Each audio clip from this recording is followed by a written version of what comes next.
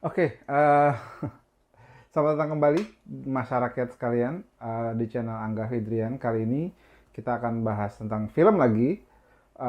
Setelah saya kemarin bahas tentang Jumbo dan agak lain yang bisa, Jumbo dan Angkara Murka yang teman-teman bisa nonton videonya. Silahkan diklik nonton videonya. Ada Jumbo dan Angkara Murka. Kita akan bahas tentang film GJLS Ibuku, Ibu-Ibu. Kita tonton trailernya dulu. Kayaknya semua masalah kita solusinya cuma satu, Gen. Apaan? Bapak nikah lagi. Hah? Kenapa? Bapak mau nikah lagi, Po. Udah gila lu ya?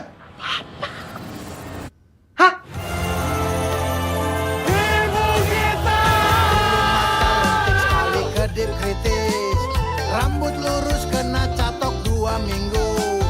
Pak, ibu kita harusnya ibu-ibu. Itu semua proses. Nanti dia juga bakal jadi ibu-ibu. Rispo, mama kita wangi. Udah dicek, bagus. Oke.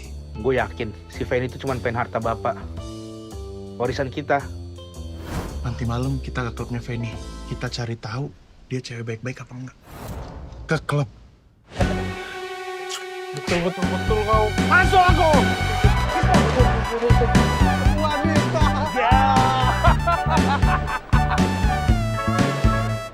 Foto aja buat bukti.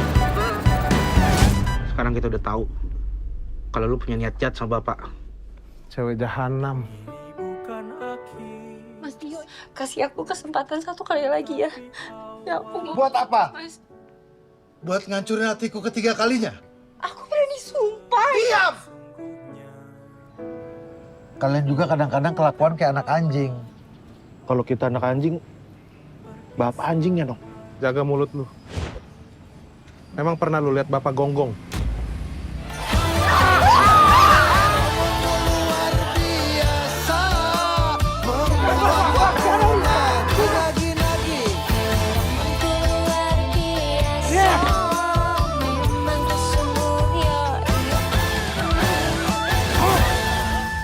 Lu bisa nggak sih tahan sejam aja nggak main judi? Gua kan main judi buat bayar pinjol, Gen. Pinjol juga gara-gara judol. Itu namanya roda ekonomi kreatif yang berputar. Salahnya di mana?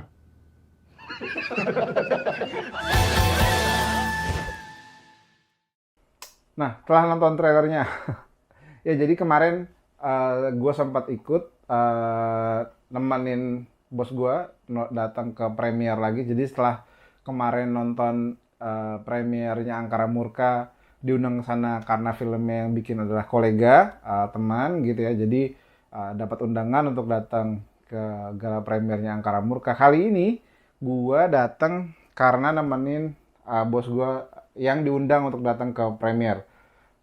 Jadi ya kayak sinetron banget gitu deh.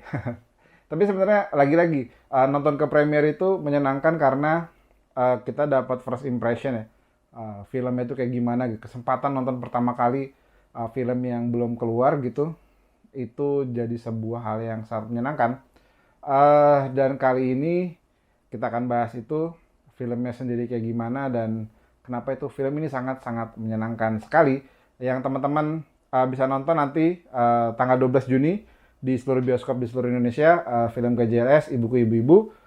Kalau udah ada harusnya sih udah ada ya, udah muncul di bioskop-bioskop kesayangan teman-teman dan bisa ditonton filmnya.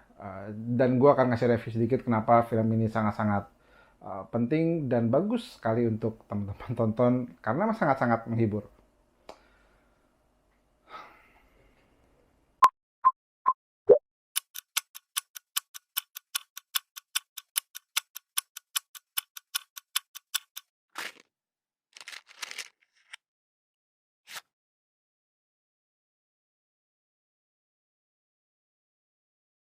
Jadi filmnya itu sendiri menurut gue sebuah film yang sangat-sangat lucu ya.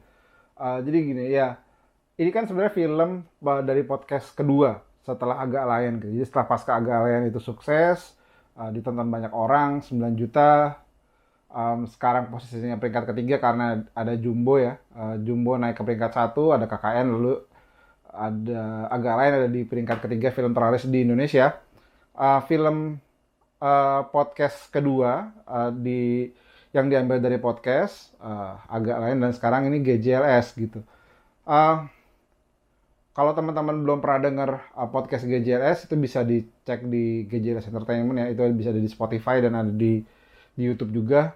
Itu salah satu podcast humor. Kalau menurut gue ya, gue itu dengerin agak lain, podcast agak lain, yang humor ya, agak lain, GJLS, dan podcast Ancur. 3 go through podcast gue kalau lagi butuh podcast yang isinya hiburan gitu ya, percakapan tongkrongan lah gitu. Dan GJLS ini jadi salah satu podcast go through gue kalau lagi pengen dengerin podcast. Ceritanya sendiri itu seperti yang udah teman-teman pasti udah sering denger dialog di para podcasternya gitu, para castnya di banyak podcast gitu. Ceritanya tentang seorang anak, 3 orang bersaudara yang nggak pengen ayahnya nikah lagi, dan mereka berusaha dengan berbagai macam cara untuk menggagalkannya lah, kira-kira gitu. Ada seorang anak yang jadi pawang hujan, ada seorang anak yang jadi MC dangdut, dan ada seorang anak yang terjebak judi online dan pinjaman online.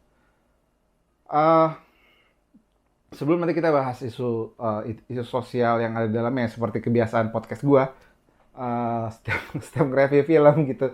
Tapi sebenarnya ngomongin filmnya dulu, filmnya itu apa ya, lucu dan lucunya tuh breakthrough gitu. Lu kalau nonton itu kayak kok bisa begini sih gitu. Tapi lucu gitu. Jadi maksudnya gini, kalau kalian itu adalah seorang pendengar podcast humor, seorang penonton stand up comedian, kalian akan ngerasa ini full punchline lah di hampir seluruh film gitu. Titik tawanya banyak banget. Dan kalaupun kalian bukan penonton podcast, bukan penonton stand up comedy, tetap akan ngerasa relate meskipun ada beberapa lawakan yang hanya bisa dimengerti sama penonton GJLS aja. Tapi tetap kayak misalnya gini, Hifzi terkenal dengan logat Indianya gitu ya. Logat Thailandnya gitu. Kalau kalian penonton GJLS, pendengar podcastnya pasti dan penonton stand up-nya Hifzi pasti relate banget gitu sama lawakan-lawakan bahasa Thailandnya gitu. Tapi ketika orang yang bukan pendengar podcast dan penonton stand up comedy lihat, tetap lucu meskipun mungkin kayak kok tiba-tiba ada orang berbahasa Thailand, tapi tetap dibungkusnya dengan sesuatu yang lucu banget gitu. Terus apalagi ya, humornya tadi ada di hampir seluruh film, dan yang menakjubkan, gua nggak tahu ini spoiler atau membuat penasaran.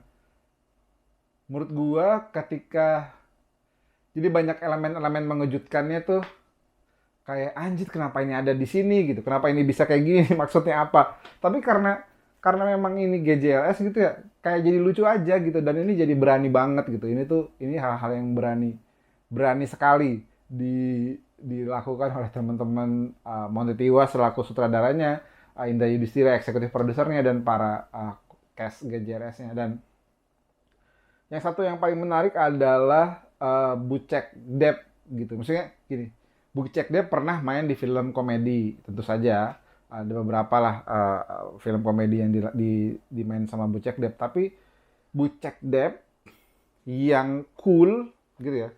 Misalnya Bucek Depp tuh selalu dalam image kita tuh adalah seorang laki-laki, bapak-bapak cool gitu ya. Laki-laki dan bapak-bapak cool itu ketemu 3 orang anak yang ngaco gitu. Itu jadinya lucu banget. Meskipun Buceknya tuh nggak kayak lagi ngelucu gitu ya. Buceknya tuh nggak kayak lagi ngelucu. Di sepanjang film tuh Buceknya itu orang yang kayak ngejaga ceritanya gitu. Dan serius gitu, bukan acting lucu, tidak trying hard to be funny gitu. Tidak berusaha ngelucu, tapi memang dari ininya tuh lucu banget gitu. Apalagi ya, menyenangkan nonton filmnya. Jadi pas kemarin di gala premier juga kalau nggak salah Hifzi apa Rispo apa Rigen yang ngomong nonton film ini tuh nggak usah dipikirin. Nggak usah dipikirin, udah kalau mau ketawa ketawa aja. Dan memang nggak harus dipikirin memang gitu, ketawa aja gitu, lucu banget. Kan kalau kalian sempat lihat trailernya tuh juga kayak hah gitu. Apa ya gimana ya? Kalau kalian sempat nonton trailernya itu kalian akan ngelihat beberapa hints, beberapa hint humor yang ada di film tersebut. Dan ini salah satu contoh momen-momen yang gak disangka-sangka ada. Kayak misalnya kan kalau kalian dilihat di trailer tuh di belakang ada Rispo yang ngomongin ekonomi kreatif apa segala macam. Itu kan kayak blooper gitu ya. Abis itu pada ketawa tiga-tiganya gitu. Itu kan kayak blooper gitu kan, nggak mungkin masuk atau mungkin orang ngebayangin itu kebutuhan trailer. Yang bisa gue sampaikan adalah yang kayak gitu-gitu akan banyak tersebar di seluruh film.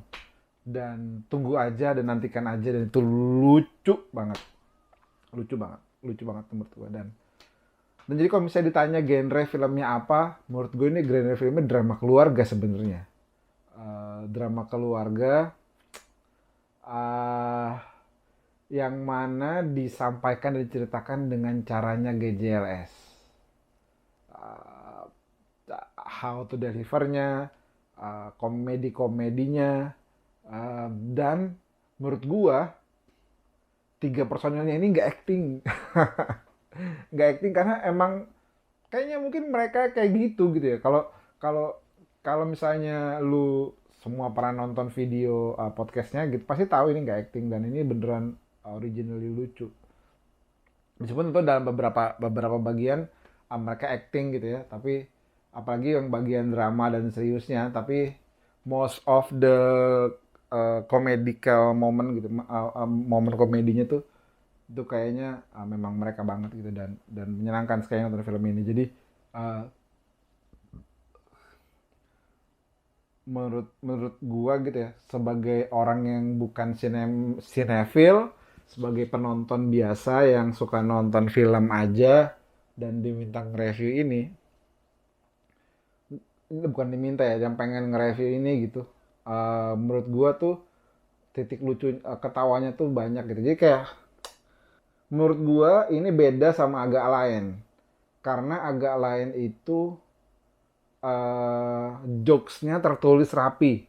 Gue ingat banget, pokoknya jokesnya tertulis rapi, momentumnya tertulis rapi dan segala macam gitu. Kadang-kadang predicted gitu ya komedinya. Kalau di GJLS ini tuh komedinya nggak terprediksi gitu. Kayak tiba-tiba dar gitu. Lucunya tuh tidak apa ya. Gue nggak berani bilang ini komedinya niche, nggak semua orang suka. Bisa jadi. Tapi ini lucu lah, ini lucu banget. Ketika kalian misalnya mengekspektasikan ini film komedi yang diangkat dari podcast kayak yang pertama Agak Lain dan ini GJLS, dan kalian ngerasa kayaknya bakal sama kayak gitu, menurut gue sih enggak. Dua jenis film komedi yang berbeda dan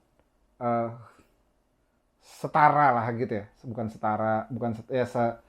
sama lah gitu kualitasnya gitu. Jadi ini worth to try buat ditonton, buat ditonton sama teman-teman gitu untuk ngisi kayaknya libur Idul Adha ini, atau udah lewat tanggal 12, libur ini misalnya kalian punya jatah nonton 1 minggu sekali, tanggal 12 Juni setelah keluar, menurut gue layak buat dikasih ke GJLS.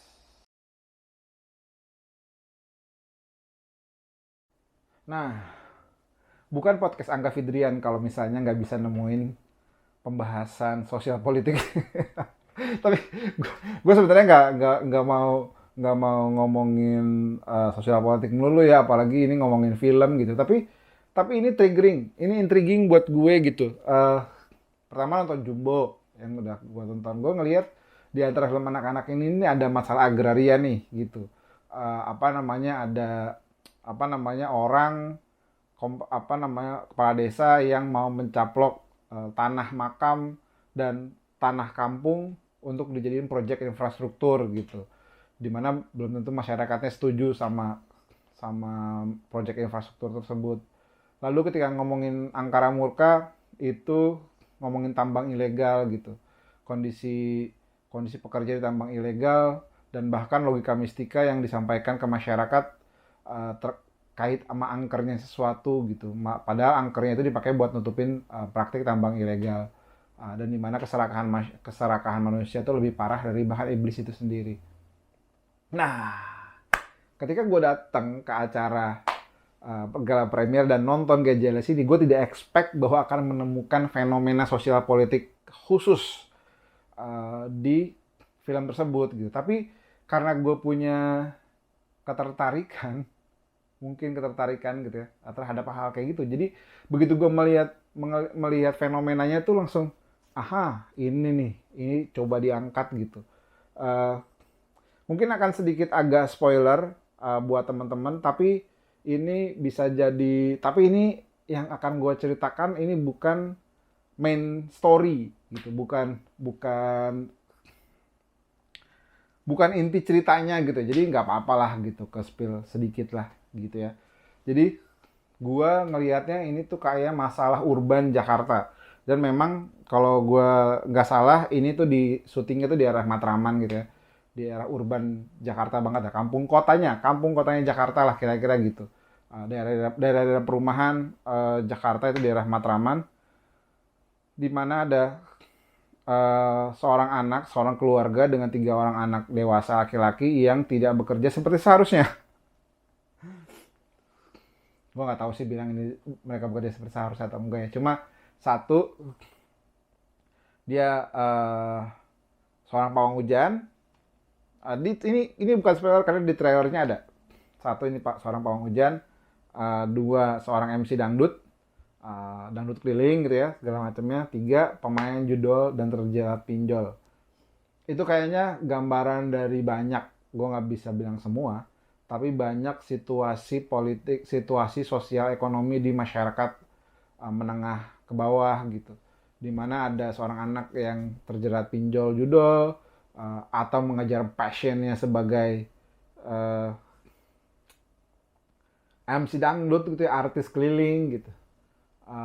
Lalu ada yang juga pengen belajar sebagai paranormal dengan jadi pawang hujan, which is enggak aneh, tapi itu tidak umum aja gitu.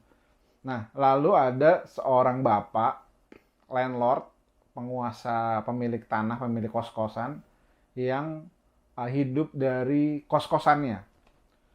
It's like semua, kayaknya banyak orang tua di Jakarta, banyak yang gitu, hidup dari kos-kosan gitu. Lalu masalahnya adalah ketika ada orang yang mau invest. Awalnya pengen beli tanahnya untuk dijadikan dijadikan mungkin hunian yang lebih mewah karena lokasinya cukup strategis, katanya dekat stasiun apa segala macam dan lain-lainnya. Lalu pemilik lahannya menolak, pemilik bangunannya menolak, akhirnya menggunakan cara-cara yang tidak baik. Dan misalnya lalu ada seorang karakter yang datang ke sana menawarkan investasi dalam tanda kutip, lalu instead itu melakukan investasi, tapi malah mengkooptasi tanahnya, sertifikatnya dan lain-lain itu malah diambil alih paksa dengan cara tanda tangan, dengan lewat perjanjian tanda tangan gitu, dan penghuni aslinya itu digusur paksa sama preman dan lain-lainnya. Ini tergambar di trailer, jadi mungkin nggak terlalu spoiler lah kira-kira gitu. Itu yang terjadi di film itu, dan itu situasi sosial ekonomi dan sosial politik yang tergambar di film itu. Tapi yang mau gue sampaikan adalah bahwa kadang-kadang di kota, di Jakarta utamanya, itu sering terjadi hal-hal kayak gitu. Ini ada orang pemilik tanah, pemilik kos-kosan yang tergiur untuk eh, bangunannya diinvestasikan atau dibeli oleh pengusaha besar gitu ya. Dalam hal ini kan si yang curangnya ini yang pengusaha besarnya gitu untuk jadi apartemen, kondominium yang lebih mahal dengan tujuan investasi gitu, bukan pemenuhan kebutuhan perumahan gitu. Dan sebenarnya yang dilakukan sama si Bucek Depp gitu ya sebagai pemilik kos-kosannya itu sebenarnya udah Bucek dalam hal ini sudah melakukan fungsinya sebagai masyarakat yang berusaha memenuhi kebutuhan perumahan di Jakarta untuk masyarakat menengah, karena sebenarnya yang dibutuhkan.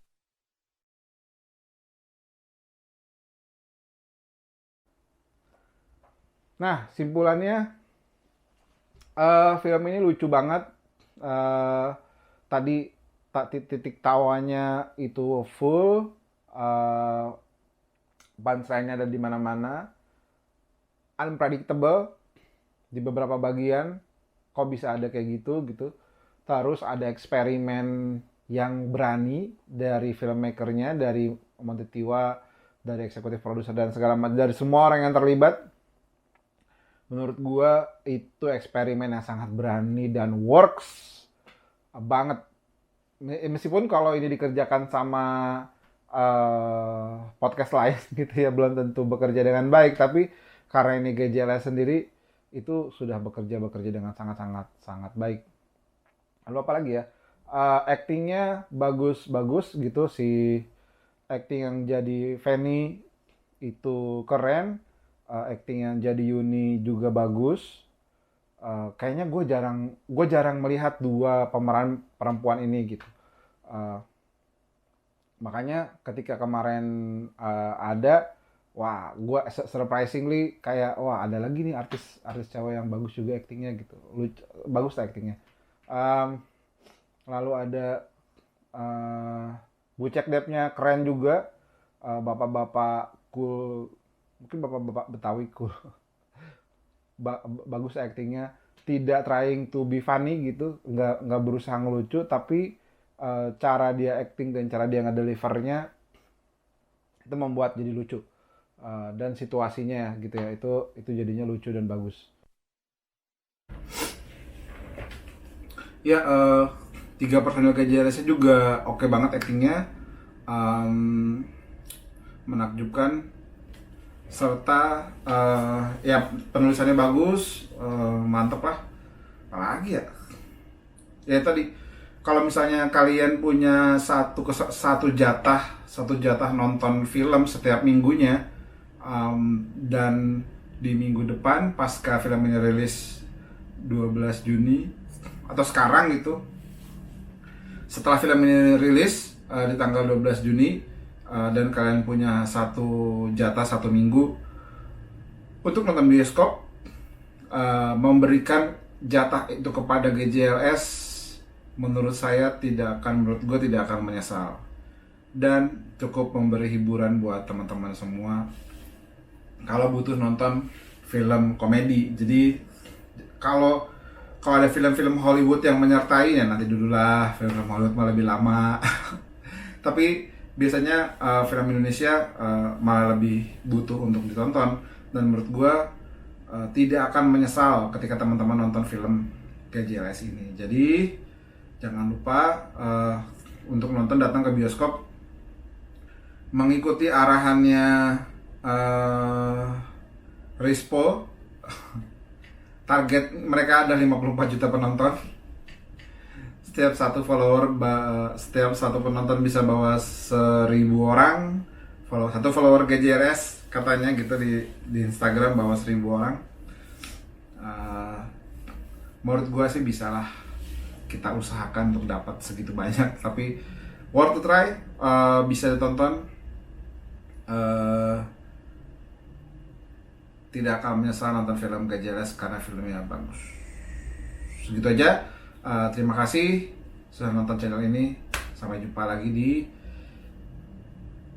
video yang lain, masyarakat sekalian.